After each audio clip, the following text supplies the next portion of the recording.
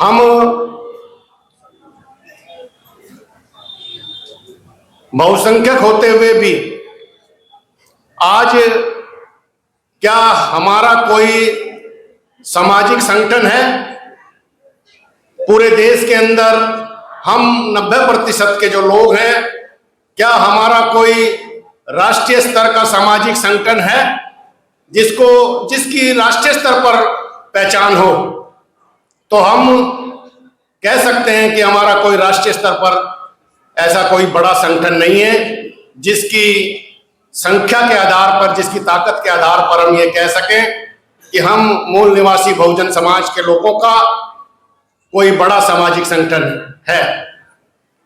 आज जो देश के हालात हैं, हम एक नेता विहीन और नेतृत्व विहीन दौर में जी रहे हैं।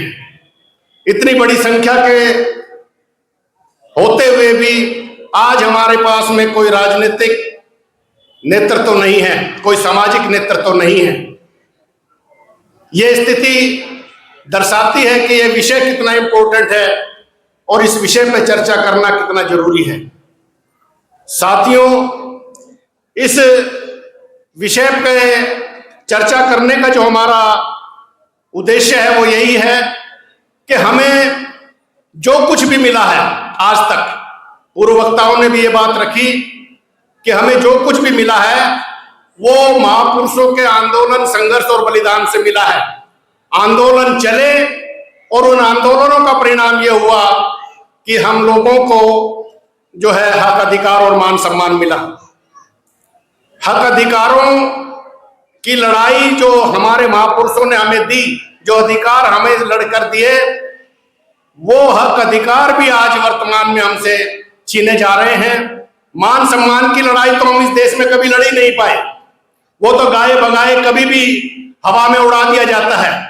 चाहे वो किसी भी शूद्र समाज का आदमी हो, चाहे शेड्यूल ट्राइब्स का आदमी हो, चाहे शेड्यूल कास्ट का आदमी हो, किसी भी जाति का कोई सम्मान जो है सवर्णों की नजर में इस देश में नहीं है, वो तो कभी भी कुचला जाता है। लेकिन जो हक अधिकार हमारे महापुरुषों ने दिए, हमारे पूर्व वक्ताओं ने कहा कि आज वो भी हमसे छीने जा रहे हैं। तो ये जो दौर है कि हमें जो कुछ भी मिला वो हमारे आंदोलन और संघर्ष की वजह से मिला है, और आंदोलन खत्म होने की वजह से आज ये स्थिति आ गई है कि हम लोग जो है दोबारा से संकट में फंस गए हैं।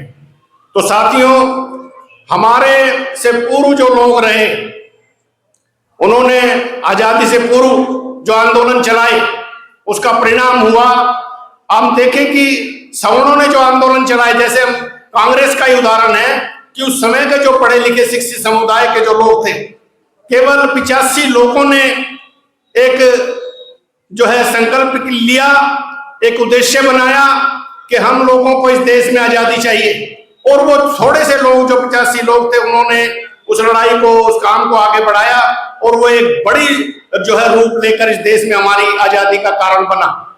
तो इसी प्रकार से जो हमारे भी संगठनों का जो लोग, जब हम आंदोलन चलाते रहे, संघर्ष करते रहे, तो हमें उसका परिणाम मिलता रहा।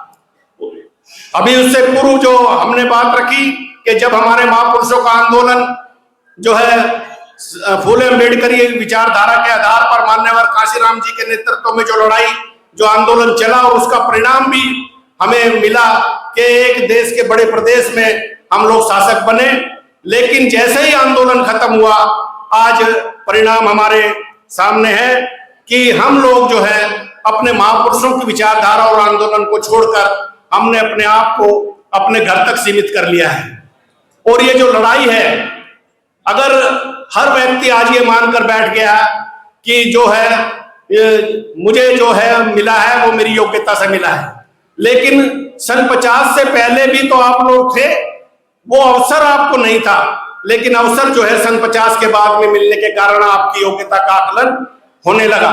तो जो अवसर की समानता है वो संविधान ने हमें दी, और आज संविधान के द्वारा जो है, संविधान ने जो हक और अवसर हमें दिए, उसके बाद में हमारी योग्यता साबित होती है। पहले हमें अवसर मिलना चाहिए, तो वो अवसर जो है वो खत्म हो गया, तो उसके कारण जो है हमारी शक्ति जो है वो धीरे धीरे अब खत्म हो रही है, और हम लोग जो है संकट में फंस गए हैं। तो साथियों, हम ये जो समाज को जागृत और संगठित जो करना चाहते हैं, वो क्यों करना चाहते हैं? वो इसलिए करना चाहते हैं कि अगर हमें अपने हक अधिकार और मान सम्मान की लड़ाई लड़नी है तो हमारे पास में जो है सामाजिक संगठन होना चाहिए, और संगठन का मतलब ही शक्ति है। अगर आपके पास शक्ति ही नहीं है तो फिर कोई आपकी बात को सुनने और मानने वाला नहीं है। तो सामाजिक संगठन के माध्यम से हम अपनी लड़ाई को जो है लड़ सकते हैं, और इस लड़ाई में जो सबसे बड़ी बाधा है, जो संगठन बनने में जो सबसे बड़ी बाधा है, वो इस देश में जो जाति व्यवस्था है, ये सबसे बड़ी बाधा संगठन बनने में बनती है कि हम जो लोग हैं, हमारी संख्या ज्यादा है, हम कहने को मूल निवासी और बहुजन समाज के लोग हैं, लेकिन हम संगठित नहीं हो पा रहे। उसका कारण है कि हर आदमी जो है वो अपनी जाति में रहना पसंद करता है, अपनी जाति को जो है दायरे में अपने सीमित रहना चाहता है। और जब तक हम जाति के दायरे में रहेंगे तब तक हम अपने महापुरुषों के आंदोलन को सफल नहीं कर सकते। और जाति की व्यवस्था को तोड़ने के लिए जो हमारे महापुरुषों की जो विचारधारा है वो हमें एक कर सकती है। वो हमें जो है जो समानता, बंधुत्व और भाईचारे का जो संदेश उस विचारधारा में है कि एक विचारधारा हमें तोड़ती है, जो हमें जो है कमतर समझती है, जो हमको हीन समझती है, और एक वो विचारधारा है जो हम सबको समान समझती है। तो ये जो विचार है, ये विचार हम लोगों को जो है एक कर सकता है। और वो विचार जो है हमारे महापुरुषों की विचारधारा, जब तक हम लोग समाज के बीच में लेके नहीं जाएंगे, समाज को अपने महापुरुषों की विचारधारा नहीं समझाएंगे, तब तक समाज जो है वो संगठित होने वाला नहीं है। और संगठित नहीं होगा तब तक हमारी शक्ति का निर्माण नहीं हो सकता। तो ये जो हमारा सामाजिक जो कार्यकर्ता जो लोग हैं, जो समाज में संगठन और बनाना चाहते हैं, ये उनके सामने चुनौती है। तो हमें अगर समाज को संगठित करना है तो हर जाति के अंदर अपने कार्यकर्ताओं का निर्माण करना होगा, और अपने हर जाति का जो व्यक्ति है वो अपनी जाति को जब तक नहीं समझाएगा तब तक कोई दूसरी जाति हमसे जुड़ने वाली नहीं है। तो हमें अपने जितनी भी जातियां हैं देश के अंदर, चाहे वो ओबीसी में है, चाहे शेड्यूल कास्ट में है, चाहे आदिवासियों में है, हमें सब जातियों के बीच में जाकर अपने महापुरुषों की जो विचारधारा है उसको उसके रखना होगा और उनको समझाना होगा। तभी हम जो है समाज को संगठित कर सकते हैं। अदरवाइज जो दुश्मन जो है वो आज बड़ी तेजी के साथ में हम पे अटैक करने में लगा हुआ है। तो हमें इस सामाजिक संगठन का निर्माण करना होगा और अपने समाज को जागृत और संगठित करना होगा। तभी हम लोगों के हक अधिकार और मान सम्मान की जो लड़ाई है हम उसको लड़ सकते हैं और जीत सकते हैं।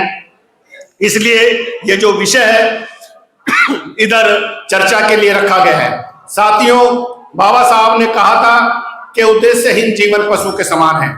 हम लोग जीवन तो जी रहे हैं, लेकिन क्या हमने अपने जीवन का कोई मकसद बनाया हुआ है? क्या हम किसी मकसद के लिए जी रहे हैं या ऐसे ही अपने जीवन को काट रहे हैं? तो ये जो महापुरुषों का जो विचार है, बाबा साहब के जीवन से हमें एक प्रेरणा मिलती है और गांधी जी के जीवन से भी एक प्रेरणा मिलती है कि ये जो दोनों व्यक्ति थे, इनके जीवन में जो दो बड़ी घटनाएं घटी। गांधी जी की जो जब वो साउथ अफ्रीका में थे, जो रेल के डिब्बे में जो उनका अपमान हुआ और उनको उतारा गया, और बाबा साहब के साथ में जो बड़ौदा में जो घटना घटी कि उनको जो है पारसी ने सराय से निकाला। तो साथियों, ये जो महापुरुषों का जो आंदोलन है, ये जो दो बड़ी घटनाएं हैं कि ये जो मान सम्मान की जो लड़ाई थी उससे वो बड़े आहत हुए और उन्होंने अपने जीवन में संकल्प लिया। बाबा साहब ने बड़ौदा के अंदर संकल्प लिया कि यदि मैं अपने जीवन में अपने लोगों के लिए जो है इनको मान सम्मान और स्वाभिमान का जीवन नहीं दिला पाया तो मैं अपने आप को गोली मार लूंगा। तो वो बाबा साहब जो है किसी मकसद के लिए उन्होंने उस चुनौती को स्वीकार करा और उस मकसद की वजह से वो इतना बड़ा काम कर पाए। हम जो लोग हैं, हम अपने जीवन में कोई मकसद नहीं बना पाते, जिसके कारण जो है हम कोई बड़ा काम नहीं कर पाते हैं।